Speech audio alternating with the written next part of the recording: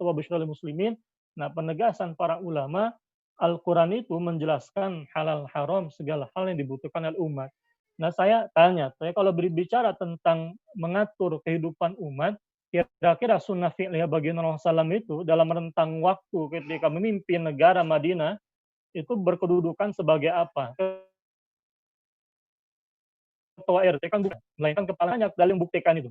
Hanya orang yang awam soal sejarah saja atau orang yang memframing sejarah bidun ilmi yang mengatakan bagi Nabi SAW tidak negara. Itu kan banyak. Di dalam kitabnya Profesor Dr. Muhammad Wasqal Aji misalnya, kalangan ulama kontemporer yang wafat tahun 1435 Hijriah, pengarang kitab-kitab fikih termasuk pakar fikih dan pakar bahasa Arab yang mengarang kitab Mu'jam Lughatil Fuqaha, mengarang kitab fikih Umar bin Al-Khattab, mengarang kitab fikihnya Aisyah dan sebagainya, itu belum menuliskan di dalam kitab sirahnya itu adanya eksistensi daulah Islamiyah di masa baginda Rasul. Siapa? Ya bagi masalah. Nah, itu kan maklum sekali dalam kaidah-kaidah mantikiyah dan sebagainya, logikanya jelas kan seperti itu. Lalu yang kedua begini, berbicara tentang kesempurnaan Islam itu pun juga secara fi'liyah digambarkan bagi masalah. Kalaulah Islam mengatur urusan adab, katakanlah bersuci, kakus, hal-hal yang tanda kutip privasi semacam itu, apalagi berbicara tentang urusan tata kelola bernegara. Wasabata bahkan Al-Imam Asy-Syatibi dalam kitab Al-Ittisam ini termasuk ulama mu'tabar, bukan orang majhul dari zaman ini yang mengatakan tidak ada konsep baku khilafah dan sebagainya. Ini yang mengatakan adalah Al-Imam Asy-Syatibi. Beliau menegaskan wasabata anna Nabi SAW lam yamut hatta ata bibayani jami'i ma yahtaju ilaihi fi amri din wa dunya wa hadza la mukhalifa alaihi min ahli sunnati. Bahkan ini manhaj al-sunnah bahwasanya telah tetap bagi Nabi SAW itu tidaklah beliau wafat hingga beliau adalah hal yang dibutuhkan dalam perkhilafan, memang ada hal-hal yang sifat hal-hal yang berubah, tapi bukan berarti tidak baku, kan begitu. Bahkan kalau orang ngerti usul fikih saja, itu dengan kaidah pendalilan istilah khilafah di dalam hakikat syariah, dalam ilmu menggambarkan apa kebakuan konsepsi pemerintahan dalam Islam yang sifatnya wajib. Nah, kalau misal di framing, termasuk juga Imam Al-Mawardi kan adanya format baku pimpinan al-khilafah. Orang mengatakan begini, yang wajib itu kan mengangkat al-imam, bukan menegakkan khilafah. Logikanya begini, yang pertama para ulama menegaskan al-imam mutaradifnya adalah al-khalifah. Yang namanya mutaradif itu bukan mutabayin. Mutaradif itu artinya beda lafal sama maknanya. Di dalam kajian usul fiqh kan jelas, atau dalam kajian mantik misalnya, nisbatul alfadhi ilal ma'ani, itu kan yang namanya mutaradif itu esensinya sama, istilahnya beda. Ketika para ulama menggunakan istilah al-imam, maksudnya adalah al-khalifah. Al-imam wal al-imamul a'zam wa mutaradifatu. Nah, ini kita wajib konsisten dengan ilmu usul fikih gitu ya. Jadi kalau orang mengatakan yang wajib itu mengangkat al-imam, tapi definisi al-imam itu dengan katakanlah di dalam sistem republik presiden atau raja dengan sistem demokrasi atau monarki gitu ya, yang katakanlah perincian seperti syarat-syarat yang diuraikan oleh para ulama di dalam kitab fikih mereka ini.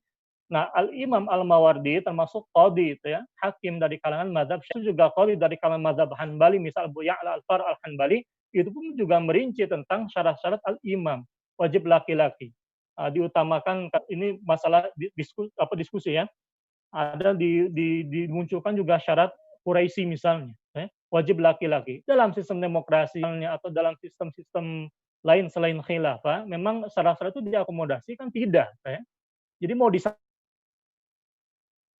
bagaimana? Itu ibarat cendol dengan dawet disama-samakan di cocokologi. Padahal kaidahnya jelas. Dalam pandangan para ulama ada ilmu dan sebagainya, itu tidak boleh dicocok.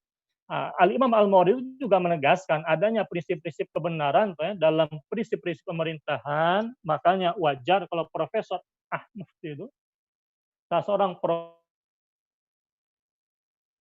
profesor ini, profesor bidang siasah politik di Makkah itu, bahkan Al-Imam Al-Mawardi termasuk ulama fuqaha salaf, dan bahasa beliau yang menegaskan adanya format baku nizam hukmi fil islami. Jadi bukan hanya panlama mu'tabar ahlus sunnah dari kan Hizbut Tahrir saja, semisal Al-Alamah Al-Qadhi Taqiyuddin An-Nabhani rahimahullah taala, tapi juga mu'tabar semisal Al-Qadhi Abu Ya'la Al-Far Al-Hanbali, Al-Qadhi Al-Imam Al-Mawardi Asy-Syafi'i, termasuk juga Syekhul Islam Ibnu Taimiyah, Al-Hafidz Ibnu Al-Qayyim Al-Jauziyah, dan banyak para ulama lainnya termasuk Al-Imam Abul Ma'ali Al-Juwaini Asy-Syafi'i itu kalangan ulama muktabar yang menegaskan adanya gambaran tentang format kebakuan khilafah. Janganlah jadi orang yang betul-betul tekstualis, fatalistis pada satu sisi mengaku kontekstual dan pada saat yang sama mereka mempertontonkan wal menjadi orang-orang yang sangat tekstualis, fatalistis, tapi mereka keliru pula tidak memperhatikan kaidah-kaidah dalam pemaknaan suatu istilah dengan ilmu ushul fikih wal billah. Nah, ini bidunil ilmi. Saya katakan bidunil ilmi itu jelas sekali. Saya mohon maaf. Ini harus saya tegaskan. Termasuk juga ini perhatikan. Ini tadi yang saya sampaikan ikhwatil kiram, Muhammad Ahmad Ali Mufti, profesor bidang politik, belum menegaskan min ansari hadara ya Syekh Muhammad Al-Khudar Husain yang menegaskan kebakuan nizam al-hukmi di dalam Islam. Abdul Qadir Audah, Abul A'la Al-Maududi, termasuk fuqaha salaf alladzina bahatsu fil ahkami sultaniyati kal Mawardi wa Bi'al al-Fara wa Ibn Taimiyah ghairihim. Ini kan termasuk ke dalam ulama-ulama sabar kan begitu. Maka dalam hal ini ikhwatil kiram ketika bahasa ketika ada asumsi yang diwajibkan hanya mengangkat al-imam saja, tidak ada format pemerintah, tidak ada kewajiban menegakkan format kebakuan pemerintahannya, itu seperti ibarat yang wajib itu tadi seperti orang ketika dia mengatakan yang wajib itu hanya mengangkat presiden saja. Sistemnya boleh pilih mau pilih monarki mau pilih republik, itu bias. Padahal kan jelas. Jangankan istilah khalifah al-imam dengan istilah al-khilafah atau al-imamah al-uzma dengan karakteristik yang khusus presiden saja kan tidak bisa dibolak-balik dengan istilah raja. Monarki tak boleh dibolak-balik dengan istilah presiden. Dengan istilah republik Raja Salman tak bisa disebut Presiden Salman. Begitu pula Presiden Kim Jong Un, meskipun ada silsilah katakanlah tanda kutip mendapatkan tahta tanda kutip dari orang tuanya, tapi kan bukan raja karena sistemnya monarki bukan republik. Sistemnya adalah republik bukan monarki itu sendiri. Nah, ini jelas. Artinya ketika para ulama menegaskan wajibnya mengangkat al-imam mutaradif sinonim dari istilah al-khalifah itu sendiri. Nah, sedangkan berbicara tentang pemimpin, itu kan logika mantikanya jelas. Yang namanya pemimpin itu mengatur pasti pakai sistem. Jangankan seorang khalifah atau seorang presiden atau seorang raja. Seorang ketua RT saja itu pasti butuh sistem pimpinan, namanya sistem ke-RT-an. Ada aturan, ada aturan yang dibakukan. Ada aturan sanksi, ada aturan ronda. Itu kan sistem yang dibakukan. Berbicara tentang sistemling, berbicara tentang kamtibmas, itu kan diatur. Itu sistem ke-RT namanya, pimpinan RT. Nah, ketika berbicara tentang sistem pemimpinan seorang al-imam awil khalifah, inilah yang kemudian diistilahkan oleh para ulama ahli sunnati wal jamaah dengan istilah al-khilafah. Bahkan istilah ini ikhwatil kiram wurud disebutkan terutama dalam hadis-hadis baginda Rasulullah dan maqalah ulama ahli sunnati wal jamaah dengan makna syar'i. Di dalam kaidah usul fikih jelas wal haqiqatu syar'iyyatu menurut al-Imam Asy-Syaukani dan para ulama lainnya dalam kaidah usul fikih wal haqiqatu syar'iyyatu muqaddamatun 'alal haqiqati lugawiyyah. Yang namanya haqiqah syar'i wajib dikedepankan daripada hakikat secara bahasa. Makna salat misalnya, salat secara bahasa adalah bermakna doa, tapi kan secara syar'i itu tak bisa diwakili dengan makna doa. Begitu pula mustalah al-khalifah itu punya makna syar'i, begitu pula istilah al-khilafah yang menggambarkan apa ikhwatil kiram, wahiyya fil istilah syar'i hiya ri'asatun 'amatun, pimpinan umum bagi kaum muslimin seluruhnya. Nah, dalam kaidah pembahasan dalam pendefinisian ini kan pendefinisian ini mengeluarkan sistem-sistem yang sifatnya lokal-lokal, nation state misalnya dan sebagainya. Karena makna ri'asatun ammatun itu tidak terbatas kepada konsepsi nation state. Pemimpinan umum bagi kaum muslimin di seluruh dunia ini disifat oleh para ulama dalam banyak kitab mereka dan sifatnya disepakati itu kesatuan kaum muslimin disepakati fiddin wa dunya niabatan an Nabi SAW. Yang namanya demokrasi kan jauh dari definisi ini, kedaulatan rakyat. Yang namanya rakyat berhak menentukan hukum halal haram dan sebagainya. Asal rakyat ini berdaulat, mereka bersepakat jadi hukum. Dalam sistem Islam tidak begitu. Jelas ini berbeda dengan konsepsi al-khilafah yang tidak bisa diwakili oleh konsep-konsep lain yang tidak memenuhi syarat syar'i ini kita wajib konsisten. Artinya orang yang mengatakan wajib hanya mengangkat al-imam saja, pada saat yang sama mereka tidak pernah seakan-akan mereka tidak pernah membuka bagaimana para ulama mereka mengatakan wajib nasbul imam, berikut mereka merinci pula syarat-syaratnya. Seperti orang mengatakan saya minta dibelikan misal es cendol. Kalau orang tiba-tiba memberikan katakanlah seorang ibu hamil seorang ibu hamil yang sedang ngidam minta es cendol dibelikan oleh suami es campur saya jamin itu kalau misalnya masih sabar mungkin es cendol es campur tadi tidak akan terlempar tetap di tempatnya. Kenapa? Karena es campur dengan es cendol saja berbeda. Itu di dalam kaidah mantikiyah kan ada namanya dilalah lafziyah wad'iyah Orang menetapkan istilah cendol dengan es campur ya beda, apalagi istilah al-khalifah, al-khilafah dengan istilah-istilah lainnya.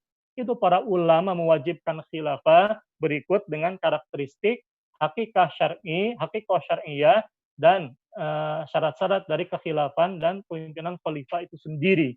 Nah, itu tidak boleh dipisah-pisahkan, jangan diambil sepotong-potong lalu di-framing bidunil ilmi. Nah, ikhwatil kiram a'azanallahu wa iyyakum. Apa dalil-dalil khilafah di dalam Al-Qur'anul Karim? Ini banyak. Saya akan petakan secara umum.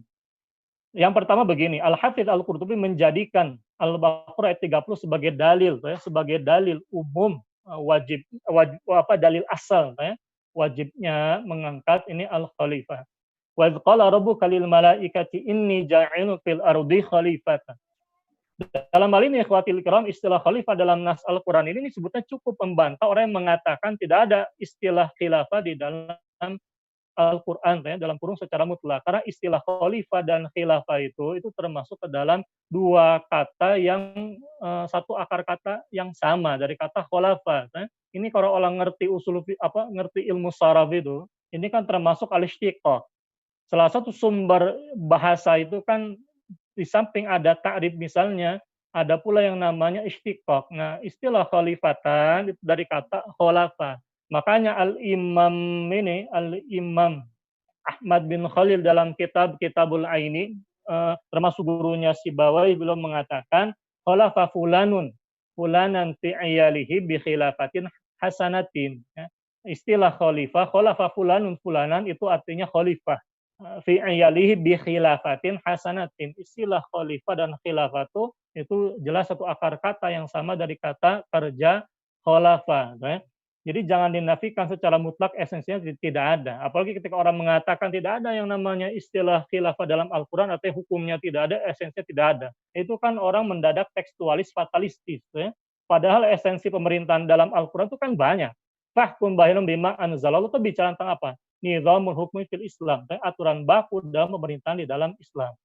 Makanya para ulama sekelas Al-Hafidz Al-Qurtubi, ulama besar ahli tafsir belum mengatakan hadil ayatu aslun fi nasbi imamin wa khalifatin yusma'u lahu wa yuta'u litajtami'a bihi al-kalimatu wa tunafidhu bi ahkamal khalifati. Perhatikan kalimat pendek ini saja. Ini ayat merupakan dalil pokok, dalil asal berbicara tentang pengangkatan imam dan khalifah. Ini mutaradif, satu makna yang didengar perintahnya dan wajib ditaati. Apa fungsinya? Untuk menyatukan kalimat kaum muslimin. Ini termasuk bahasa majazi, kiasan majaz mursal itu. Yang dimaksud adalah suara kaum muslimin secara umum. Dan menerapkan dengan adanya khalifah tadi, hukum-hukum tentang khalifah. Nah saya tanya, yang dimaksud dengan hukum-hukum khalifah ini apa? Boleh perempuan, itu bertentangan dengan konsep baku syarat khalifah di dalam Islam wajib laki-laki, jelas disepakati, tidak boleh haram hukumnya perempuan. Lan yufliha qaumun walau amrohum imra'atan. Dalil nasnya pun juga jelas disepakati oleh para ulama Islam. Wala yaj'alallahu lil kafirina 'alal mu'minina sabila. Kalaulah penguasaan Allah tidak akan pernah memberikan jalan kepada orang kafir untuk menguasai orang-orang mukmin. Nah, para ulama tafsir menggambarkan, nah urusan kekhilafan termasuk urusan yang celah paling besar penguasaan kaum kufar terhadap kaum mukminin. Hukumnya haram jelas itu ijma.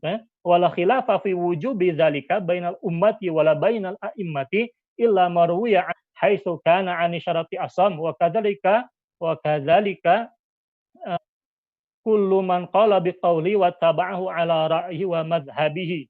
Bahkan saya belum menegaskan adanya ijma, khususnya ijma ahlu ijma ini apa sahabat para ulama ahli sunnah wajibnya mengangkat al-imam, wajibnya kekhilafahan tadi berikut hukum-hukum kekhilafahan, maka butalah, bahkan belum mengatakan kecuali apa yang diriwayatkan dari Al-Asam, dia telah buta terhadap syariat, apa dia telah tuli dari syariat. Ini di dalam ilmu Arabiyah ini menggambarkan apa? Atau di dalam ilmu mantiq itu ini mengandung dilalah bahwasanya di masa dahulu Al-Hafidz Al-Qurtubi khususnya itu seorang mengatakan nasbul khalifah wajib, nasbul khalifah wajib, wajib khilafah wajib, wajib, wajib. Tiba-tiba ada orang namanya Al-Asam yang mengatakan mengangkat al-khalifah itu tidak wajib. Nah, ini dikatakan tuli. Kenapa? Karena di mana-mana dijelaskan ini tidak wajib. Saya katakan mohon maaf begini, dan Al-Hafidz Al-Qurtubi bukan saya mengatakan, belum menegaskan kaidah. Pokoknya semua orang yang memiliki pendapat yang sama, mengikuti pandangannya, mengikuti mazhabnya, maka mendapatkan predikat dari beliau haitsu kana 'ani syariati asam, mereka buta, mereka tuli terhadap syariat. Dalam hal ini ikhwatil kiram jangan salah. Menariknya Al-Asam itu dia masih yang bersangkutan masih mengatakan yang namanya mengangkat khalifah itu tidak wajib, bukan haram, bukan terlarang, itu pun juga dengan syarat kalau hudud bisa ditegakkan secara sempurna, perbatasan-perbatasan daulah khilafah bisa dijaga dengan sempurna. Intinya syariat Islam telah tekan buta, apa ini yang dikatakan tuli oleh siapa? Oleh Al-Hafidz Al-Qurtubi. Bisa dibayangkan kira-kira di zaman sekarang yang mengatakan khilafah ajaran radikal, khilafah hukumnya haram dan sebagainya, maka mohon maaf dengan lengkapnya apa pandangannya Al-Hafidz Al-Qurtubi istilah haram. Wal iyadzubillah. Makanya para ulama Ahlus Sunnah menegaskan yang namanya al-khilafah wal imamah wa syurutu zu'amah, rukun ke-12 dalam pandangan Al-Imam Abdul Qadir Al-Baghdadi, belum menegaskan qad ittafaqa jumhur ahli sunnati wal jamaah ala usul. Dalam hal ini bagaimana mungkin kita mengatakan khilafah tidak wajib atau khilafah terlarang, tertolak, khilafah berbahaya dan berbagai macam perkataan menyalahi pandangannya para ulama ahli sunnati wal jamaah. Ini kita lanjutkan ikhwatul kiram. Termasuk juga begini. Tadi yang saya katakan ini ada pandangan dari Al-Hafidz Al-Qurtubi menukil bagaimana pandangan Al-Asam itu. Jadi yang dimaksud dengan tidak wajib itu wanal ummata mata aqamu hujjahum, dan bahwasanya umat itu ketika hujjah dan jihad mereka menjalin barisan di tengah-tengah mereka, betul-betul mengerahkan segenap daya upaya, mereka membagikan sedekah, termasuk juga zakat kepada ahlinya, menegakkan hudud dan lain sebagainya, maka diangkat imam. Ini pandangan Al-Asam yang dikatakan tuli terhadap syariat oleh Al-Hafidz Al-Qurtubi. Maka ini menjadi pelajaran ikhwatil kiram, tinggalkan pendapat-pendapat yang mengatakan khilafah mengandung khurafat yang bertentangan dengan manhaj ahli sunnati wal jamaah. Nah, para ulama di dalam kitab mereka juga menukilkan dalil. Ya ayyuhalladzina amanu ya ayyuhallanu atii'ullaha wa atii'ur rasul wa ulil amri minkum. Dalam nas ini kan terkandung dilalah. Orang kalau dia ngerti usul fikih mudah saja memahami dalam ayat kefarduan mengangkat khalifah, mengangkat al-imam. Kenapa? Karena di sini terdapat dilalatul iltizam, kelaziman. Allah mewajibkan menaati, tidak mungkin Allah mewajibkan sesuatu yang tidak diwajibkan keberadaannya. Maka lazimnya dilala iltizam mengatakan maka wajib hukumnya al-imam, al-khalifah, ulil amri, yakni amirul mukminin itu sendiri, sehingga kewajiban menaati mereka bisa terrealisasi. Nah, ini dipertegas di dalam hadis-hadis baginda Rasulullah yang memerintahkan adanya alaikum as-sama' wa ta'ah, kewajiban untuk menaati, ataupun juga disifati di dalam hadis-hadis Rasulullah. Itu kita jelaskan. Ini kan maklum sifatnya. Kalau kita mengerti ilmu ushul fikih, insyaallah taala mudah. Yang kita evaluasi, mau tidak kita konsisten dengan ilmunya, kan begitu. Ini banyak penjelasannya panjang lebar dalam kitab para ulama. Termasuk juga begini, ketika berbicara tentang kewajiban menegakkan syariat misalnya, ada orang oknum-oknum mengatakan saya tidak wajib formalisasi syariat. Saya tanya begini, yang namanya syariat itu wajib ditegakkan. Kalau tidak diformalkan, tidak diformalisasi, lalu bagahkan. Itu kan aneh.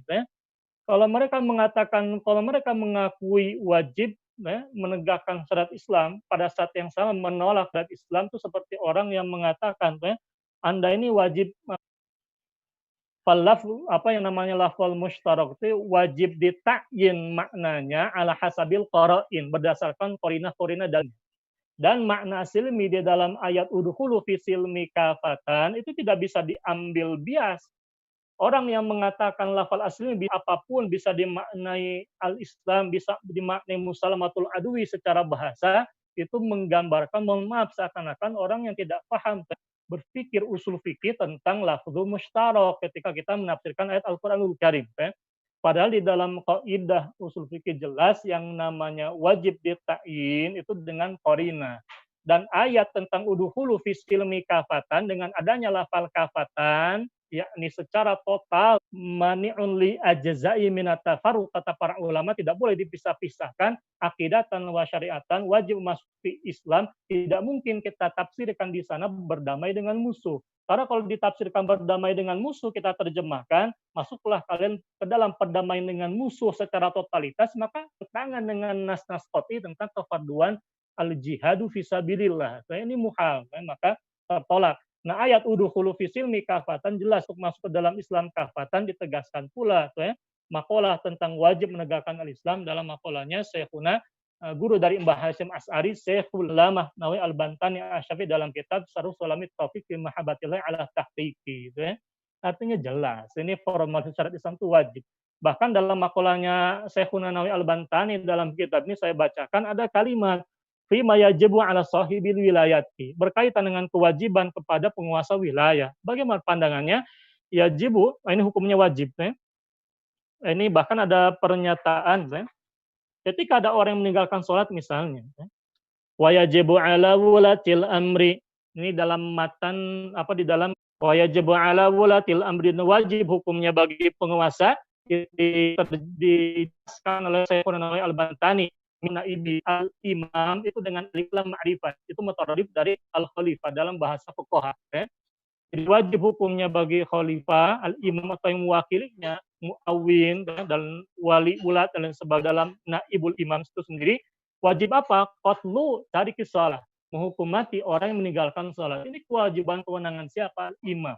Para ulama kemudian mereka menggunakan dilalah iltizam, kalaulah kewajiban menegakkan sanksi hudud misalnya Syafi'i, ini pun juga hukumnya wajib menegakkan sanksi bagi orang yang saya tanya. Di zaman sekarang tegak tidak, karena tidak ada kekhilafan yang punya kekuatan, power, punya kewenangan menegakkan sanksi tadi.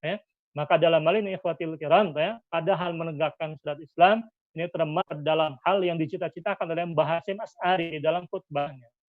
Bahkan belum menegaskan, bahkan yang namanya menegakkan syariat Islam itu belum menegaskan nahwal hadfi al-a'zami wal ghayatil qasawi wa hiya iqamati syariati al-islamiyyati 'alal mahib al-arba'ah. Bahkan belum menegaskan menegakkan syariat Islam berdasarkan 4 mazhab itu, khususnya mazhab Ahlussunnah yang metode dan kitab-kitabnya, turufnya terjaga sampai titik ini, ikhwatil kiram, itu termasuk ke dalam seagung-agungnya tujuan yang ditegaskan sebagai tujuan.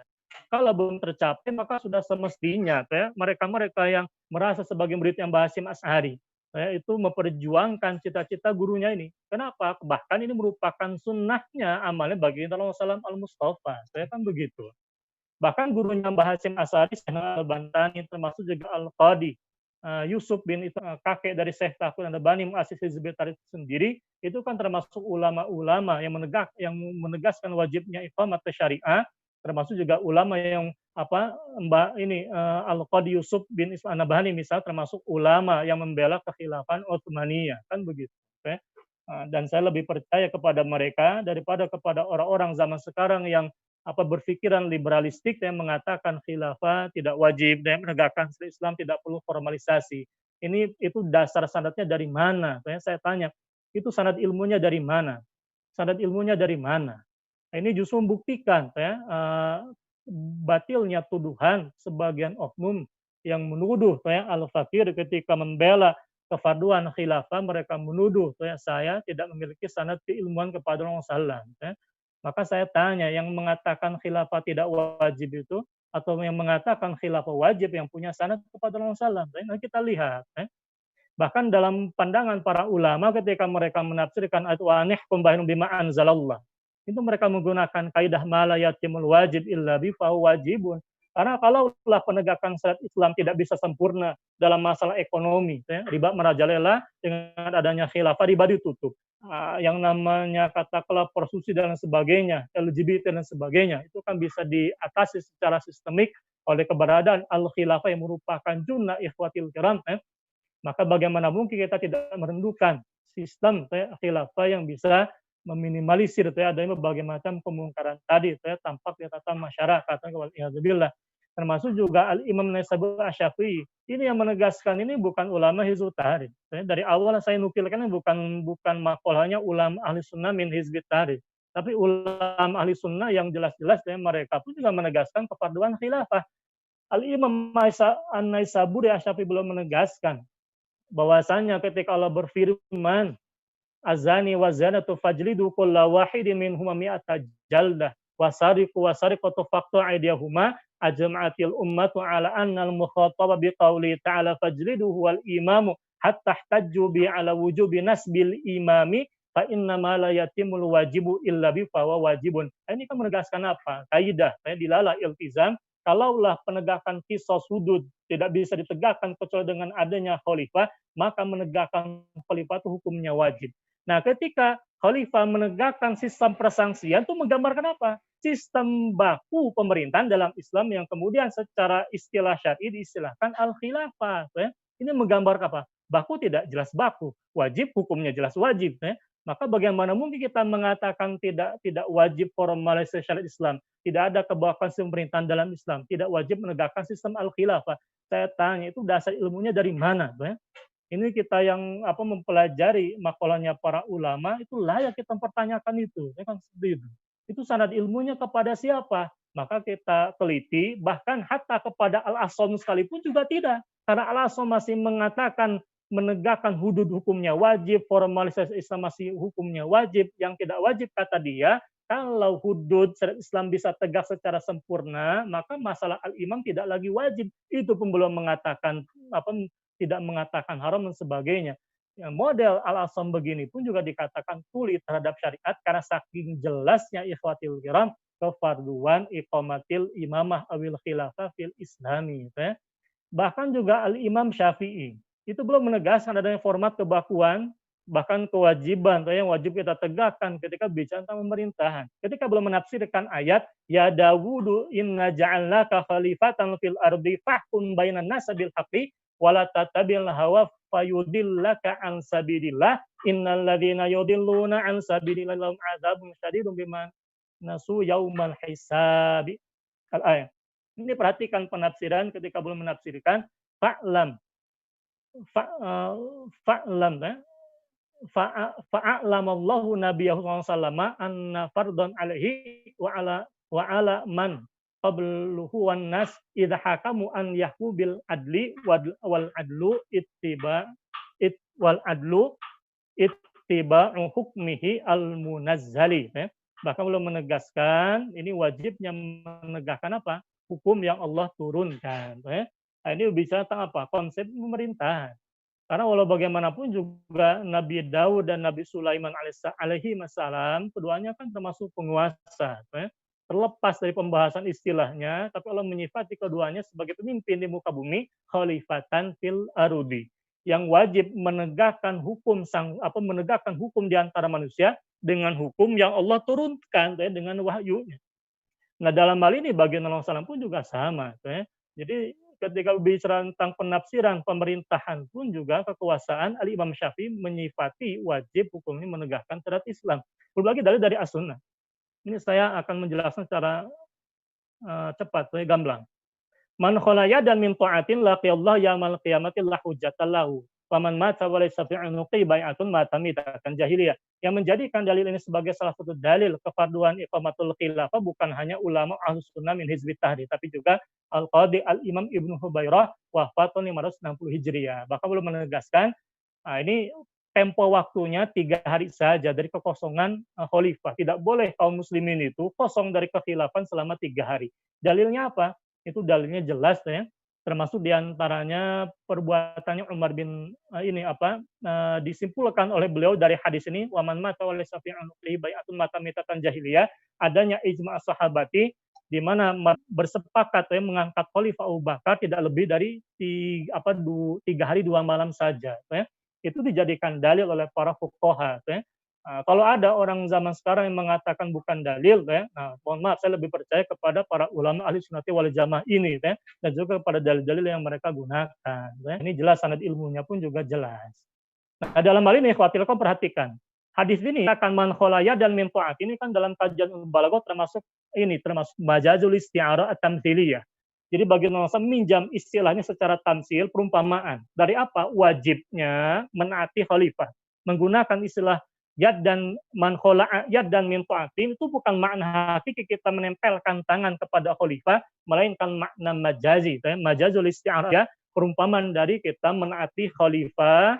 Ketika orang tidak mau menaati khalifah, maka ancamannya jelas, laqiyallah yaumal qiyamati la hujjata. Kalaulah kita wajib menaati khalifah, ini menjadi dalil apa? Menjadi dalil ya. Menjadi dalil wajibnya kita mengadakan khalifah sehingga kita bisa menaati mereka. Ini menegaskan dalil ya. Ya ayyuhalladzina amanu atti'ullaha wa atti'ur rasul wa ulil amri minkum. Nah, ini ada qarinah dalam ilmu ushul fikih, laqiyallah yaumal qiyamah la hujjata lahu. Ini kan ancaman sebetulnya.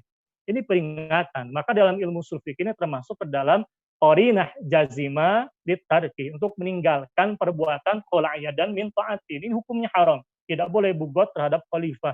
Nah, hadis ini pun juga berbicara tentang apa? Ini menggambarkan berbicara tentang bugot itu, fikih bugot itu termasuk bab tentang ahkamul khilafah. Bukan sembarang kepemimpinan, melainkan ahkamul khilafah. Karena pembahasan bugot itu lekat kaitannya dengan baiat syar'i seorang mukmin atau orang-orang kaum muslimin kepada khalifah agar mereka melaksanakan hukum-hukum syariat Allah, mewakili umat menegakkan syariat. Nah, ketika mereka tidak mau menegakkan syariat, katakanlah ketika khalifah menegakkan syariat, lalu umatnya, katakanlah oknum umatnya, bugot terhadap khalifah, maka berlaku laqiyallah yaumal qiyamati la hujjata lahu, artinya itu dia berdosa. Waman mata wa laysa fi unuqi bai'atun mata mitatan jahiliyah, bahkan ditegaskan dan siapa saja yang di pundaknya tiada bai'at. Nah, kalimat walaysa fi unuqi bai'atun dalam kajian ilmu balaghah Arabiyah ini pun juga termasuk bahasa majaz ya. Karena yang dimaksud bukan berarti kita membawa-bawa bai'at di pundak kita, buku namanya bai'at, bukan ya. Ini merupakan bahasa majazi ya. Kiasan dari apa? Wajibnya tegak bai'at di tengah-tengah umat. Ketika bai'at tegak di tengah-tengah umat, itulah makna fi unuqi bai'atun ya. Karena di pundaknya khalifah ada kewajiban merealisasikan tuntutan dari bai'at, menegakkan syariat Allah kafatan di muka bumi, wakil umat. Ancamannya ketika mereka tidak mau membai'at umat adalah tidak ada khalifah di tengah umat adalah mati dalam keadaan mati seperti mati jahiliyah. Apa yang dimaksud dengan al-jahiliyah? Di dalam kajian bahasa Arab yang dimaksud dengan jahiliyah, dia akan termasuk masdar sinai ya, dari wazan al-fa'iliyah. Maknanya secara syar'i disebutkan oleh Al-Imam Ar-Raghib Al-Asfahani dalam kitab Al-Mufradat fi Gharibil Qur'ani. Jahiliyah itu dia maknanya dua. Yang pertama, i'tiqadu syai'i bi khilafi ma huwa alaihi, meyakini sesuatu menyalahi akidah Islam. Yang kedua, mengamalkan sesuatu bertentangan dengan syariat Islam. Itu namanya akidah jahiliyah, namanya amalan jahiliyah. Ketika ketika tidak tegak kekhilafan tentang umat, itu menjadi simbol tidak adanya bai'at di pundak umat, maka ini ancamannya adalah mati dalam keadaan berdosa menyalahi syariat Islam. Makanya para ulama Ahlussunnah, Al-Hafidz Ibnu Hajar Al-Asqalani dan lain sebagainya menggambarkan kalimat mata mitatan jahiliyah ini merupakan tasbih, penyerupaan kata beliau, termasuk bahasa kiasan, mati seperti mati orang jahiliyah, mereka tidak punya pemimpin, dalam kurung berdosa besar dan sebagainya. Itu banyak penjelasan Ahlussunnah tentang ini. Nah, ketika digambarkan dalam hadis tidak ada di pundaknya bai'at, maka para ulama Islam Ahlussunnah itu mereka memahami dengan ilmunya yang mendalam, hadis ini dalil wajibnya mengangkat khalifah. Karena dengan adanya khalifah itulah tegaknya bai'at di tengah-tengah umat, berarti fi unuqihi bai'atun. Nah, kira-kira kita mau tidak belajar lebih bijak memahami makalah para ulama ini. Jangan tiba-tiba mengatakan tidak ada wajibnya khilaf, itu wajibnya khilaf. Mohon maaf ini tidak ada sanad ilmunya. Termasuk juga para ulama ketika mereka mengatakan wala yahilu li salasatin nafarin yakununa bi ardi fallatin illa ammaru alaihim ahadahum. Wala yahilu tidak halal li salasatin nafarin bagi 3 orang yakununa bi ardi fallatin, mereka berada di muka bumi itu, berjalan di muka bumi, illa ammaru alaihim ahadahum, kecuali mereka mengangkat salah seorang di antara mereka sebagai amir, illa ammaru alaihim, kecuali memerintahkan salah seorang di antara mereka sebagai amirnya. Ketika safar namanya amirus safar. Ketika safar haji amirul haji. Ketika memimpin orang-orang mukmin, inilah yang diistilahkan amirul mukminin. Makanya para ulama ahli sunnah, Al-Imam Al-Syaukani dalam kitab Nailul Autar ini bicara tentang apa? Kewajiban adanya khalifah dan qadhi, pemimpin dan hakim. Pakai dalil ini pula. Banyak loh ini penjelasan para ulama. Maka dalam kaidah usul fikih itu min babil aula, kalaulah 3 orang saja wajib adanya amir, apalagi berbicara tentang memimpin miliaran ini kaum mukminin. Muhal mustahil kalau orang mengatakan tidak wajib itu logika keilmuan dari mana? Itu jelas tidak bersanad, maka jelas kita katakan mengangkat al-imam awil khalifah yang ciri-cirinya kemudian dijelaskan dalam dalil-dalil as-sunnah, baik sunnah qauliyah maupun sunnah fi'liyah, dan dirinci oleh para ulama ahli sunnah di dalam kitab-kitab mereka tentang karakteristik al-imam awil khalifah yang mereka katakan wajib. Janganlah kita menukilkan makalah para ulama lalu kita framing. Memang wajib mengangkat pemimpin, so pemimpinnya boleh ABCD, pemimpinnya boleh bebas-bebas saja. Jangankan saya katakan, mohon maaf, tadi bicara tentang istilah al-imam awil khalifah. Berbicara tentang istilah es cendol saja, mohon maaf, itu ada ilmunya, ada kaidahnya. Tidak bisa orang mendefinisikan es cendol itu adalah goreng pisang misalnya. Itu kan kaidah keilmuan dari mana? Apalagi istilah al-imam awil khalifah yang memiliki haqiqah syar'iyah. Nah, haqiqah syar'iyah pun juga dalilnya diambil dari nas Al-Quran dan As-Sunnah. Janganlah kita memframe makalah para ulama berkhianat terhadap dalil-dalil Al-Quran, As-Sunnah, dan makalah mereka. Itu hukumnya dosa. Dalam hal ini bahkan hadis ini, innamal imamu junnatun yaqatalu min wara wa yutaqabi. Orang mengatakan khilafah tidak penting. Membicarakan persoalan imamah berbahaya. Membicarakan khilafah tidak penting. Yang paling penting itu katakanlah mengangkat imam saja. Saya katakan begini. Kenapa di zaman sekarang, misal ketika orang pemilu mengatakan, mari kita angkat presiden, pemilu jujur dan adil dan bersih, mengangkat presiden, angkat presiden. Tapi dalam bahasa masyarakat, dalam bahasa media, dalam bahasa publikasi pemerintah, tidak muncul istilah, mari kita tegakkan republik, angkat presiden, tegakkan republik. Dalam kaidah balaghiyah, ada namanya al-ijazu bil qasri. Orang itu, di masa para ulama dahulu, ketika mereka mengatakan, yajibun nasbul imam, itu sebetulnya sudah termasuk di dalamnya konsekuensi dari mengangkat al-imam awil khalifah, yakni menegakkan sistemnya. Masalahnya di zaman dahulu para ulama mereka hidup di masa kekhilafahan yang sah secara syar'i, maka tidak perlu lagi mereka mengulang-ulang pembahasan yang sudah maklum pengetahuan mereka. Ayo kita mengangkat khalifah, tegakkan khilafah, angkat khalifah, tegakkan khilafah. Itu pemborosan kalimat. Makanya mereka menggunakan kaidah al-ijazu bil qasri, dan kita yang belajar ilmunya para ulama, kita mendapati penjelasan tentang perincian sistem dari kekhalifahan tadi ternyata dirinci juga oleh mereka.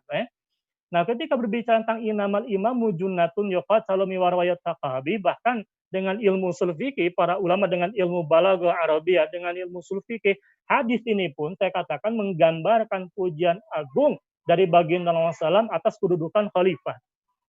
Mana dalilnya? Ada lafal innama. Lafal innama termasuk pengkhususan. Hadis ini mengandung qasrul mausufi ala sifati, penekanan pada kedudukan al-imam, penekanan kedudukan al-imam pada sifat junnatunnya, qasrul mausufi ala sifati. Nah, karena kenapa? Karena qasr itu menurut para ulama balaghah itu punya faidah li ta'kidil ma'ani, untuk menegaskan maknanya. Dan baginda Rasul memilih diksi innamal imamu junnatun Al-imam pun juga dengan alif lam ma'rifat menunjukkan makna spesifik, ya. Bukan fulan fulan fulan fulan yang tidak memenuhi syarat-syarat al-imam, bukan fulan fulan fulan, ya, yang dihalusinasikan mirip dengan Khalifah Abu Bakar Umar, ya. Itu hanya adalah mimpi saja. Kenyataannya ikhwatil kiram jelas innamal imamu, al-imam di sini maknanya menurut al-imam al-mula ali al-qari, ulama ahli hadis, ya, belum menegaskan al-imam al-khalifah. Kenapa? Karena mutaradif. Nah, ketika kalau masalah menggambarkan dengan bahasa kiasan junnatun, junnatun ini pun juga menjadi apa? Pujian. Kenapa? Karena dia termasuk tashbih. Ini saya dialog dengan salah seorang guru saya, Dr. Balago dari Al-Azhar Asy-Syarif, itu orang Mesir. Itu saya sengaja mendiskusikan hadis ini. Nah, belum menegaskan, ya, hadis ini mengandung tashbih jelas. Kenapa? Karena al-imam adalah manusia, sedangkan junnatun itu seperti tameng, ya. Kita masak ini misal ikan asin, ya, minyaknya ada airnya, menggunakan tutup panci namanya junnatun. Junnatun itu perisai, tameng, benda mati. Artinya di sini ada perumpamaan, kita bisa membayangkan sesuatu yang sifatnya katakanlah ini fungsi al-imam itu, ya, sebagai penjaga, sifatnya katakanlah maknawi atau kadang juga hisi, itu diperumpamakan dengan sesuatu yang sifatnya hisi, junnatun, tameng, ya, penjaga. Nah, para ulama ahlu sunnah menegaskan lafal junnatun di sini itu maknanya luas, ya. Artinya bentuk penjagaan akidah, syariat dan sebagainya dijaga, ya, oleh kedudukan al-khilafah. Siapa yang memuji baginda Rasulullah SAW? Siapa yang berani mengatakan khalifah, kedudukan khalifah tidak penting? Ya? Itu baginda Rasulullah SAW sendiri yang as-sadiqul amin, as-sadiqul masduq, belum menegaskan pujian, ya, dengan ilmu balaghah kita belajar ilmunya, jelas ini pujian yang sangat kuat. Bahkan oleh sebagian ulama mereka mengatakan di dalam hadis terkandung tasbih balik, tingkatan tasbih yang paling kuat, seakan-akan khalifah itu ya Junnah itu sendiri. Bukan lagi mirip, melainkan Junnah itu sendiri. Makanya kalau kita terjemahkan dengan istilah sesungguhnya, al-imam itu bagaikan perisai, itu mengurangi tingkat kekuatan balaghahnya. Harusnya kita terjemahkan, sesungguhnya al-imam itu adalah perisai, bukan bagaikan perisai. Kenapa? Karena baginda Rasulullah di sini tidak menyisipkan huruf kaf, bukan innamal imamu ka junnatin, melainkan junnatun saja. Ini pujian jelas mengandung ternodainya darah kaum muslimin, rusaknya kesucian Masjidil Aqsa misalnya, tertumpah kaum muslimin, termasuk terbengkalainya hudud, ya, terbengkalainya jihad fisabilillah, hukum-hukum Islam banyak yang terbengkalai, itu menjadi isyarat apa? Wajibnya nasbul imam awil khalifah itu sendiri. Nah, saya tanya, apa dasarnya mengatakan khilafah tidak penting? Mana syarat ilmunya? Mana dasarnya? Itu semua hanya khurafat yang demi Allah ini wajib bantah. Bagian dari man ahya sunnati faqad ahabani wa man ahabani kana ma'i fil jannati, dan kita niatkan kita membela sunnah khilafah, hadis-hadis bagian Rasulullah dari berbagai macam framing, ya. Bidunil ilmi itu bagian dari ahya sunnati. Karena para ulama semisal al-imam as-San'ani kan ahya sunnati, di antara maknanya adalah mempelajari, mengimani, membela, termasuk juga meluruskan dari berbagai macam framing penyelesaian ilmi, ya. Wallahul musta'an. Termasuk juga ikhwatil kiram azallahu wa iyyakum, ini panjang, kan? Makanya wajar kalau Al-Hafidz Nawawi mengatakan labati min imamin yuqimud dina wa yansuru sunnata wa yantasib lil mazlumin wa yastafil huquq wa yad'uha wa wadi'aha. Wajib hukumnya bagi adanya imam umat itu mengadakan imam yang menegakkan agama, menolong sunnah, menegakkan keadilan bagi orang-orang ini zolimi, menyalahkan hak pada tempatnya dan sebagainya. Termasuk juga di sini. Ini hadis ini menggolongkan perkara al-hukmu, mana al-hukmu itu bagian dari oral islami. Al-hukmu yang pertama kali terurai bagian dari oral Islam adalah al-hukmu. Al-hukmu nama artinya apa? Pemerintahan. Ketika baginda Rasulullah mengatakan al-hukmu, ya, bagian dari oral islami, itu artinya apa? Ya? Nah, itu kan di dalam ayat Al-Quran jelas sekali. Ya? Yang namanya dukhulu fi silmi kafatan ditafsirkan ala Hafidz Ibnu Katsir. Nah, itu wajib, ya, masuk ke dalam oral Islam, keseluruhan ikatan-ikatan Islam. Pemerintahan termasuk ikatan Islam, artinya ini bagian dari ajaran satu sendiri. Ada kebakuan dan ada kefarduan. Nah, ini mau tidak kita memahami jelas sekali, kan jelas. Ini juga kalau para ulama sunnah pun juga jelas ya. Termasuk juga di sini. Ini dinukil siapa? Bukan oleh saya, melainkan di dalam kitab ini. Al-Imamah inda ahli sunnati wal jamaah karangan Profesor Dr. Abdullah Sulaiman Ad-Dumaiji. Kitab yang dinilai mumtaz ya, diuji di hadapan siapa? Pakar fikih Said Sabiq. Hadis ini jadi dalil kepaduan khilafah. Alaikum bisunati wa sunnatil khulafai rasyidin al-mahdiyyin ba'di addu 'alaiha bin nawajid. Alaikum isim fil amr. Wajib bagi kalian dalam ilmu ushul fikih ini termasuk min syagil amri. Artinya ada tuntutan. Tuntutannya wajib atau tidak atau sunnah ternyata wajib ya. Alaikum bisunnati, hendaklah kalian pegang teguh terhadap sunnahku kata Rasulullah dan sunnah para khalifah. Sunnah di sini adalah manhaj metode, diidofatkan, ditautkan secara jelas maknanya berarti ma'rifat kepada siapa? Kepada baginda Rasulullah dan kepada para khalifah. Itu menyiratkan apa? Orang kalau ngerti bahasa Arab itu jelas sekali. Ini mengandung dilalah adanya manhaj baku dari para khalifah itu sendiri. Ya. Addu 'alaiha bin nawajid, ini termasuk alistara atamthila dalam ilmu balaghah. Wajib kita pegang teguh dengan sangat kokoh, diumpamakan seperti kita menggigit ya, dengan gigi geraham. Ini kita akan kaji khusus barangkali di momentum lain, ya, kajian balaghah hadis khilafah. Sunnahnya seperti apa? Ini dicontohkan oleh Khalifah Umar bin Abdul Aziz. Bahwasanya baginda Rasulullah SAW menggariskan adanya sunnah. Termasuk juga para ulil amri setelah beliau SAW. Sunanan, suatu jalan, al-akhdhu biha ittiba'un li kitabillahi ta'ala. Menjadikan, mengambil, mengadopsi Al-Quranul Karim. Menyempurnakan ketaatan terhadap Allah. Menegakkan kekuatan di atas agama Allah. Tidak boleh di antara seseorang pun dari makhluknya tagyiruha. Artinya apa? Baku. Tidak boleh mengubahnya. Ini merupakan sunnah sifatnya baku. Kalau berbicara tentang sunnah menegakkan hukum, menegakkan Al-Quran, itu bicara tentang apa? Jelas saya berbicara tentang. Lalu bagaimana mungkin kita mengatakan tiada konsep baku pemerintahan? Padahal dalam Islam itu kewajiban menegakkan syariat Islam bagi pemerintah itu menggambarkan kebakuan. Ya. Nah, ini kalau kita gabungkan puzzle-puzzlenya, maka jadilah namanya Al-Khilafah ala minhajun nubuwah. Nah, termasuk sunnah fi'liyah. Tauliyah melainkan sunnah fi'liyah. Di dalam kitabnya ini, tadi Profesor Dr. Abdullah Sulaiman Ad-Dumaiji, Al-Imamatul Uzma inda ahli sunnati wal jamaah, ditegaskan oleh baginda Rasulullah SAW, aqama awwala hukumatin islamiyatin fil madinati, yang menegakkan pertama kali pemerintahan Islam di Madinah. Maka disifat oleh para adulah Islamiyah. Ini maklum. Jadi kalau ada orang mengatakan khilafah ajan radikal memecah belah bangsa tidak penting dan berbahaya, akan mana hujahnya dari Al-Quran, dari As-Sunnah, dari ijma' sahabat dan qiyas syar'i. Kalaulah tidak ada, maka saya serukan bertobatlah kepada Allah Jalla wa'ala, karena perkataan yang sesat menyesatkan akan diganjar oleh Allah dengan ganjaran yang tidak ringan. Berdusta atas nama Allah, man kadzdzaba alayya muta'ammidan falyatabawwa maq'adahu minan nar. Silahkan ambil tempat duduknya di neraka jahanam. Wal'iyadzubillah. Bagaimana mungkin kita mengatakan khilafah masa? Justru khilafah itu simbol, kata para ulama ahlu sunnah, bahkan dalam hadis-hadis SAW sebagai simbol persatuan kaum muslimin. Kalau dikatakan memecah belah, saya tanya memecah belah siapa? Justru dengan adanya kekhilafan itulah kaum mukminin di Indonesia, di Malaysia, katakanlah di negeri muslimin lainnya, di negeri Arab, di negeri Syam, itu bersatu di bawah satu panji, satu potensi kekuatan, satu suara dalam membangun peradaban Islam. Bagaimana mungkin bisa dikatakan tidak penting, berbahaya dan memecah belah bangsa? Itu logikanya terbalik. Kata siapa? Itu banyak sekali makalah Ahlussunnah.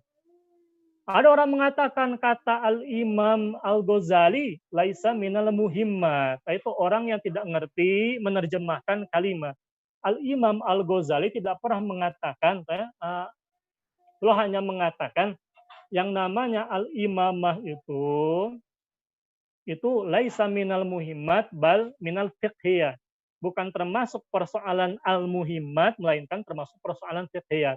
Apa ini maksud dengan kalimat muhimmat dan fiqhiyah? Yang namanya persoalan imamah bukan persoalan akidah, i'tiqadiyah.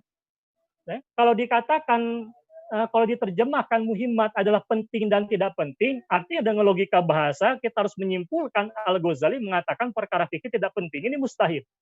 Karena dalam perkataan Al-Ghazali sendiri itu beliau jelas menegaskan ahkamul khilafati dan al-khalifah yang namanya al-imam, al-khalifah yang adil itu termasuk jalan sedekat-dekatnya untuk taqarruban ilallahi subhanahu wa ta'ala. Ya. Maka kalau mau kita mengkaji makalahnya ulama, jangan sepotong-sepotong. Terlebih Al-Ghazali sendiri mengatakan, ad-dinu usun wa sultanu harisun. Din itu adalah asasnya. Sedangkan as-sultan, yakni khalifah, penguasa adalah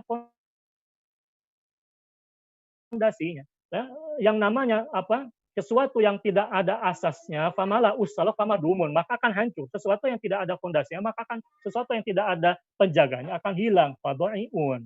Nah, jadi bagaimana mungkin kita katakan persoalan khilafah imamah pimpinan tidak penting? Menurut Al-Ghazali, padahal Al-Ghazali sendiri bahkan menggambarkan, ini disepakati diikuti oleh para ulama lainnya, agama dan kekuasaan itu merupakan tahu aman saudara kembar adinu usun wa sultanu harisun. Silahkan amanah dan siapa saja yang framing secara zalim makalah Al-Ghazali silahkan bertobat kepada Allah Jalla wa ala. Bahkan dalam makalahnya ini dalam syairnya Hanzalah ketika masa Utsman bin Affan itu beliau sampai saya mengatakan bagaimana mungkin ajib tulim lamma yahudun nasafi yarumuna al khilafata antazula. Mereka orang-orang itu yang anti kekhilafan Utsmaniyah itu menuduh macam-macam terhadap kekhilafan dan mereka mendaki kehancurannya. Jika ia sampai lenyap, sungguh akan lenyap pula semua kebaikan dari mereka dan mereka akan menjumpai kehinaan yang amat sangat. Nah, ini kata sahabat yang menyaksikan langsung kekhilafahan. Termasuk juga Al-Imam Ibnu Mubarak, innal jama'ata hablullah fa'tasimu. Sesungguhnya al-jamaah yakni al-khilafah adalah tali agama Allah, maka pegang teguhlah ia kesatuan. Itu simbol dari bahasa kinayah dari al-khilafah itu sendiri al-jamaah. Bahkan Al-Ghazali mengatakan ahkamul khilafati wal qada'i wasiyasati bal aktaru ahkamil khilafati maksuduha hifdhu masalihid dunya liyatimma biha masalihud dini. Hukum-hukum kekhilafahan, peradilan, politik, bahkan sebagian besar hukum fikih itu maksudnya adalah menjaga agama, menjaga kemaslahatan dunia untuk mewujudkan, menyempurnakan kemaslahatan agama. Ini kata Al-Imam Al-Ghazali, bagaimana mungkin kita menyimpulkan Al-Imam Al-Ghazali menganggap khilafah tidak penting. Itu potret, mohon maaf tadi yang saya katakan, orang yang memframing makalah Al-Ghazali bidunil ilmi, sepotong saja tidak ngerti kaidah penerjemahan. Silahkan pelajari kembali ilmu bahasa Arab dan kaidah-kaidah penerjemahan di dalam memahami makalah ulama. Bahkan Al-Imam Samsuddin Ar-Romli Asy-Syafi'i mengatakan fardu al-nas lam yansib. Ini jelas sekali, banyak. Termasuk juga Al-Qadhi Syekh Yusuf An-Nabhani, guru dari Mbah Hasyim Asy'ari. Bahkan ketika tiada khilafah, maka hancurlah negara Islam yang besar. Maka tiadanya negara yang dulu menaungi kaum muslimin, ini kata pakar sejarah, yang menyatukan barisan mereka, menyatukan katakanlah pundak-pundak mereka, menolak dari mereka berbagai macam keburukan, menjaga, mengemban agama ke negeri-negeri yang disebarkan Islam di dalam yang baru-baru itu. Termasuk juga hilangnya negara yang bisa menjadikan musuh-musuh Allah dan Rasul mawas diri. Mereka tidak berani menginjakan kaki di Al-Quds itu, ikhwatil kiram, tanpa membayar harganya. Kapan setelah khilafah Utsmaniyah itu hancur. Lalu bagaimana mungkin orang mengatakan khilafah tidak wajib, tidak penting. Sedangkan kondisi kita kal'is fil baida yaqtul hadzama wal ma'u fawqa zuhuriha mahmulun, bagaikan unta yang di pundaknya terdapat yang mati karena faktor kehausan, padahal air di pundaknya itu tersimpan. Kita punya banyak potensi sumber daya manusia, sumber daya alam, tapi karena tiada kepemimpinan khilafah maka tercerai-berailah.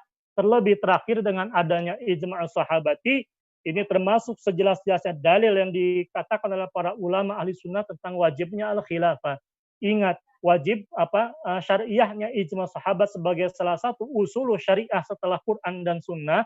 Ini termasuk perkara qat'i disepakati oleh para ulama dan jelas difahami dalam dasar ilmu usul fikih. Kalau orang menolak kedudukan ijma sahabat, silahkan belajar lagi ilmu usul fikihnya dari dasar. Dalam kitab Risalah, Imam Syafi'i sendiri menegaskan al-ijma itu termasuk ke dalam pedoman menentukan halal dan haram. orang bertanya, mana dalil khilafah dalam Al-Quran? Dalam Al-Quran banyak, dalam As-Sunnah apalagi dalam ijma sahabat semakin kentara saja. Ngajinya jangan sepotong. Ya. Lalu ada, mohon maaf, ya, ketika saya diskusi di Banjar, lawan diskusi saya ghafarallahu lana walahum. Nah, yang bersangkutan mengatakan yang namanya ijma itu hanya klaim politis ya, ulama di zamannya. Saya katakan begini, kalau yang namanya ijma harus kita terima dengan waham hermeneutika semacam itu merupakan kepentingan politik ulama mengatakan hada ijma, untuk apa? Lantas untuk apa? Ketika Imam Nasyafi dalam Kitabur Risalah mengatakan menggolongkan ijma termasuk ke dalam apa? Ke dalam usul syariah, khususnya ijma sahabat. Siapa yang lebih layak dipercaya? Imam Nasyafi yang menggolongkan ijma termasuk ke dalam usul syariah dalam ilmu usul fikih dasar, atau orang di zaman ini yang mengatakan apa yang namanya ijma itu hanya klaim politis saja. Seakan-akan kita menuduh Imam Nasyafi memasukkan khurafat, klaim politis ulama ke dalam usul syariah. Siapa yang lebih layak dipercaya? Jelas Imam Al-Ghazali, Imam Asy-Syafi'i. Nah, ini jelas sekali. Di dalam ilmunya Ahlussunnah yang namanya ini ikhwatil kiram yang namanya kaidah itu ini makanya begini. Hermeneutika untuk berbicara tentang dalil-dalil khilafah kan ada ya. Orang yang mohon maaf saya katakan menulis judul waham, menulis buku yang jelasnya mengandung khurafat, hati gagal paham khilafah. Lalu menggunakan hermeneutika itu tidak nyambung. Hermeneutika ilmunya siapa, sanad ilmunya kemana, tiba-tiba digunakan untuk menghukumi dalil-dalil bicara tentang al-khilafah yang termasuk bab ilmu di dalam Islam. Harusnya kembali kepada ilmu usul fikih, pelajari manhajnya, maka jelas. Hermeneutika bukan bagian dari manhaj Ahlussunnah, mengingat Ahlussunnati humul ladzina altazamu fil aqidati bil Qur'ani wa sunnati duna ara'il falasifati wa minhumul salaf wa minhumul khalaf. Tidak menggunakan pandangan-pandangan orang-orang filsafat itu.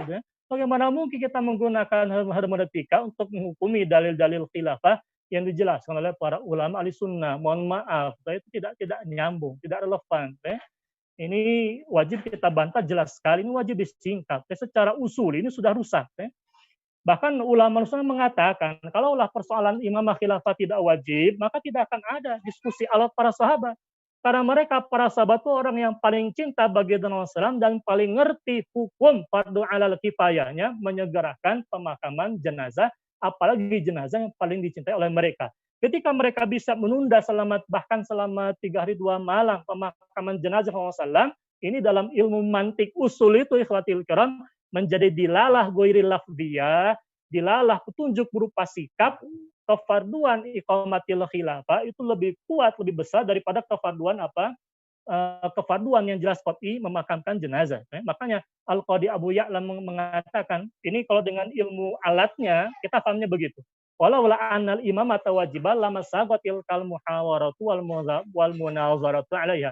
Kalaulah persoalan imamah tidak wajib, maka tidak akan ada diskusi alot, musyawarah di antara Ansar dan Muhajirin itu.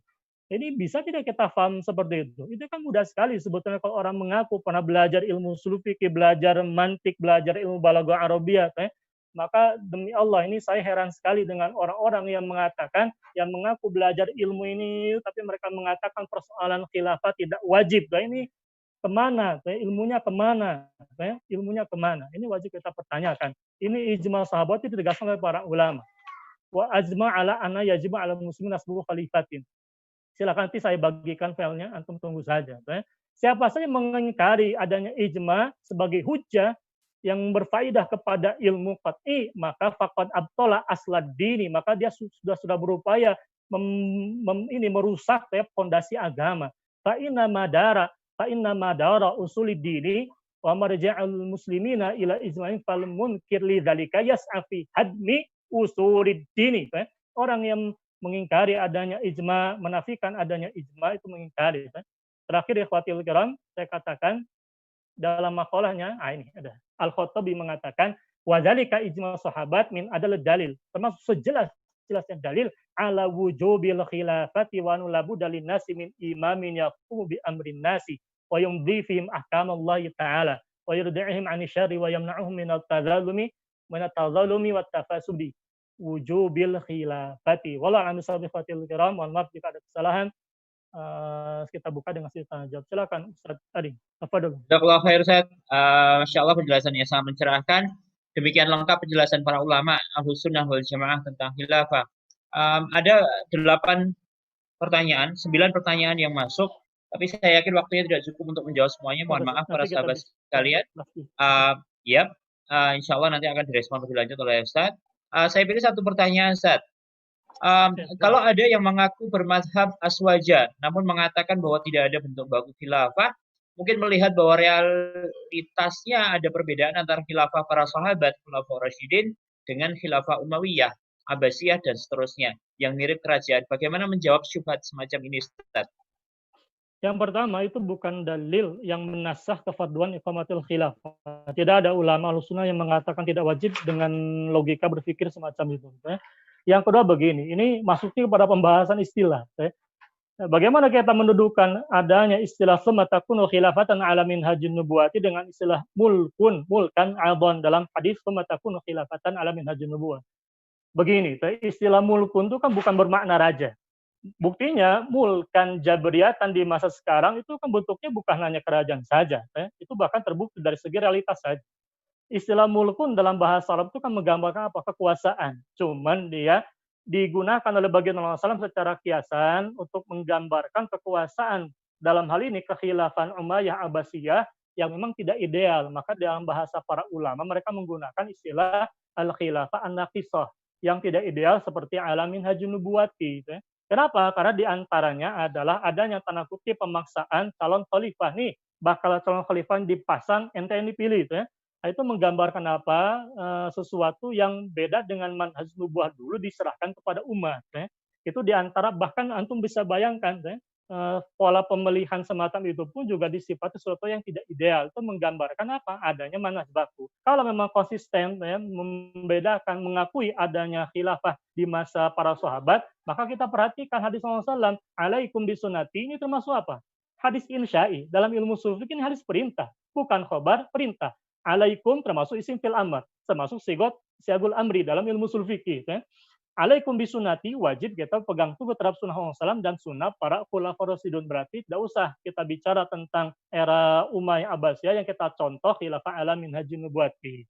Nah, ini nanti pembahasan sah tidak kekhilafahnya Umayyah Abbasiyah, nanti kita akan bahas di sesi selanjutnya, di pertemuan selanjutnya. Insyaallah taala.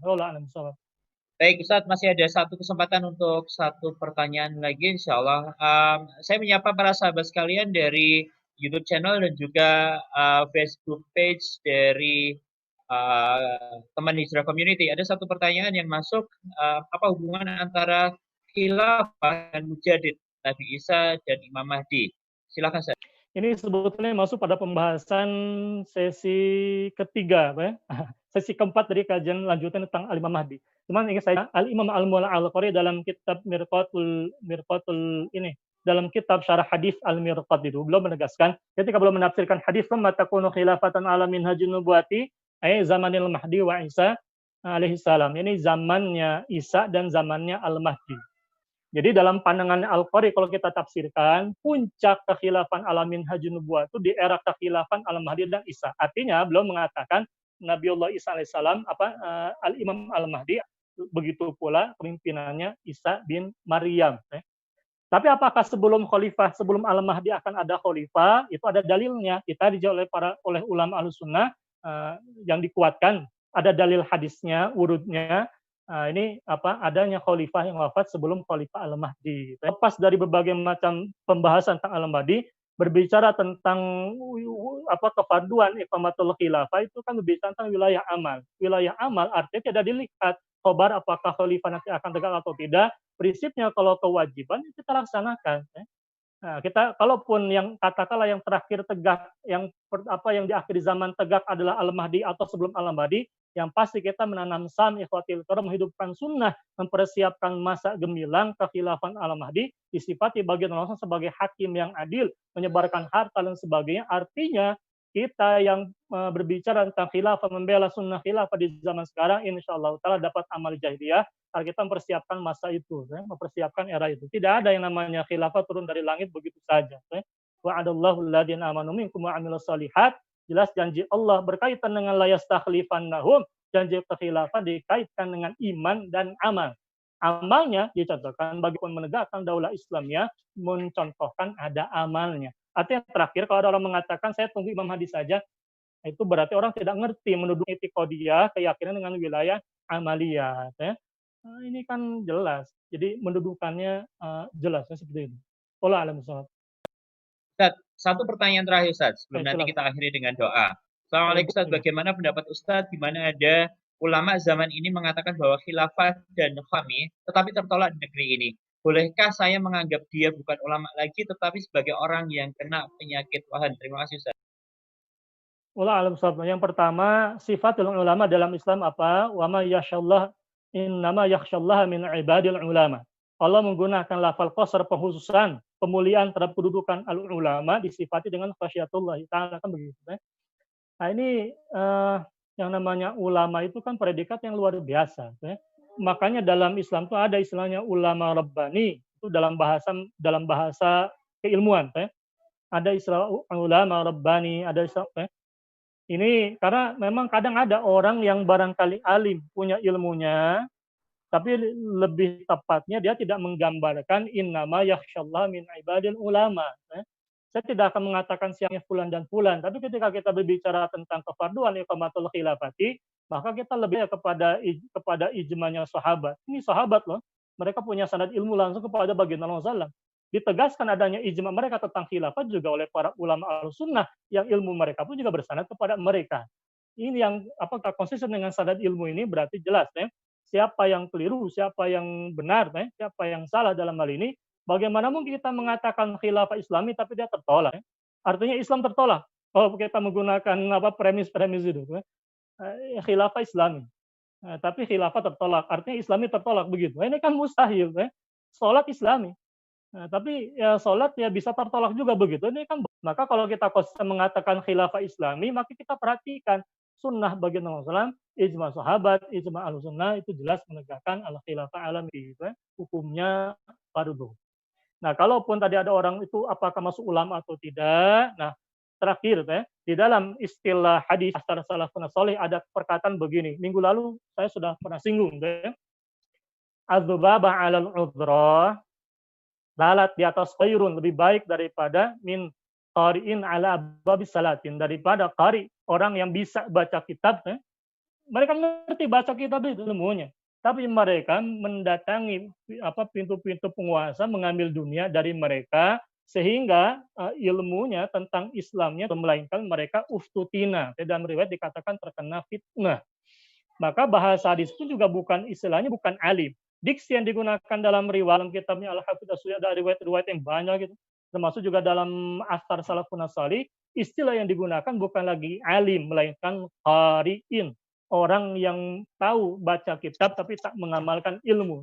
Itu merupakan kinayah. Wallahu a'lam bishawab. Kita masih punya waktu sekitar 3 menit. Mohon Ustaz bisa menutup dengan doa. Allahumma salli wa sallim ala sayyidina wa habibina wa maulana Muhammadin wa sallim radhiyallahu tabaraka wa ta'ala an kulli ashabi rasulil ajma'in. Rabbana atina fid dunya hasanah fil akhirati hasanah wa qina adzabannar. Allahumma inna nas'aluka salamatan fid din wa afiatan fil jasadi wa ziyadatan fil ilmi wa barakatan fil rizqi wa taubatan qabla al maut wa 'inda al maut wa maghfiratan ba'da al maut. Allahumma hawwin 'alaina fi sakaratil maut والنجاة من النار والعفو عند الحساب. ربنا لا تزغ قلوبنا بعد إذ هديتنا وهب لنا من لدنك رحمة إنك أنت الوهاب. اللهم اجعل آخر كلامنا من الدنيا عند انتهاء آجالنا أشهد أن لا إله إلا الله وأشهد أن محمدا رسول الله. اللهم يا الله فانصرنا على القوم الكافرين الظالمين فانصر المجاهدين أينما كانوا لا حول ولا قوة إلا بالله العلي العظيم. Subhanaka Allahumma bihamdika asyhadu an la ilaha illa anta astaghfiruka wa atubu ilaik. Waalaikumsalam warahmatullahi taala wabarakatuh. Waalaikumsalam warahmatullahi wabarakatuh. Jazakallahu khair. Ustadz dan para sahabat sekalian yang telah bergabung di dalam kajian sore hari ini, semoga Allah jadikan sebagai ilmu yang bermanfaat bagi kita dan mencerahkan bagi kita semua dan para pendengar sekalian yang insya Allah semoga menjaga kita istiqomah di dalam Islam insya Allah. Para sahabat sekalian, demikian kajian pada sore hari ini. Kita akhiri dengan hamdalah dan doa kafaratul majelis. Alhamdulillahirabbil alamin. Subhanakallahumma wa bihamdika asyhadu an la ilaha illa anta astaghfiruka wa atubu ilaik. Dalam saya mengantarkan acara, jika banyak kekurangan, semoga Allah mengampuni kita semua. Assalamualaikum warahmatullahi wabarakatuh. Waalaikumsalam.